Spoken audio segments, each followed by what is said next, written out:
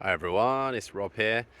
Been a little while. Sorry, I was on holiday and then took me a while to get back in the swing of things. But beautiful day. I'm just doing a home visit at one of the nursing homes, and yeah, I was just sort of having a bit of a think about different things. The Olympics have just started. I don't know whether you've seen any, and I was also just having a little look at this oak tree. You might recognise an oak tree from those kind of leaves like that. I can't actually see any acorns on this one yet, but obviously famously produces acorns, the oak tree. And I was just sort of thinking about that and the Olympics. And obviously the Olympics has this kind of immense competitive stuff going on. And if you sort of watch it, that might be all you kind of think about or observe in terms of people's behaviors during that, survival of the fittest. And often within kind of biology, that's often what all that people think about, this kind of idea of evolution and survival of the fittest, and that kind of competitive sort of element, which I think has almost sort of pervaded our human consciousness quite a lot in terms of how we treat one another and go about life, really. So, whereas actually, if you sort of think about it with the Olympics, like there are relay races where people, that there's actually this utter dependence among teammates, and similarly kind of team sports and stuff like that.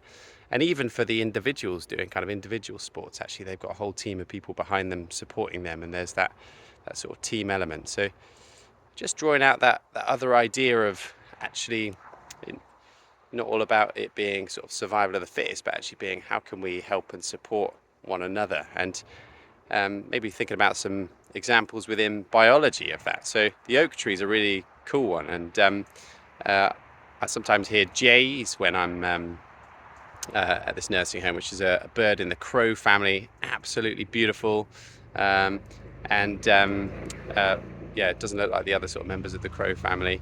But interestingly, they found that jays are incredible at spreading oak trees, basically, because they take the acorns and they kind of hide them different places. They eat some of them, and then others they sort of hide in different places. And they thought that maybe they just forget where they've hidden them all, and so little oak trees sort of spring up. And so the jays are kind of perhaps inadvertently helping the oak trees.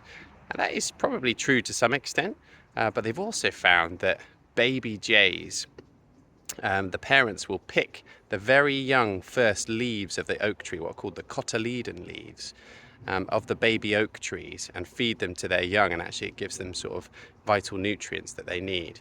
So I think that's kind of a really cool example of symbiosis, a kind of mutual benefit between creatures, that actually the jays are spreading the oak trees and helping them to thrive, but they're also dependent on the young oak trees to kind of give nutrients to their young, and they eat the acorns themselves. And it just made me think about us and our relationships and how we can kind of cultivate symbiotic relationships where actually we're helping other people and then they're helping us. And just a couple of little sort of thoughts on that. One might be, think about your friends and what you do with your friends, where you meet up with your friends, what kind of activities you do with your friends, and are there sort of things that you could do that could be a bit different in terms of helping you all to be happier and healthier. So one example might be you might meet up in the pub sort of a few nights a week. What if in the summer, thinking about the Olympics as well, get a bit more activity, you actually just went for a really cool walk in the evenings with your friends? Actually, you'd save yourselves a whole load of drinking alcohol potentially, which might be really good for your physical and your mental health. You're getting outside more, you're getting the physical activity, so that sort of thing. Or maybe actually in your workplace, you might want to just do something, going a little bit extra and helping one of your colleagues. It's not necessarily that you're hoping for a sort of tit for tat, like they're going to be nice to me if I'm nice to them thing, but actually sometimes by being the instigator, doing something that is kind, actually there is a natural response for people to be kind back. So have a little think about it, give it a go perhaps. All right, bye.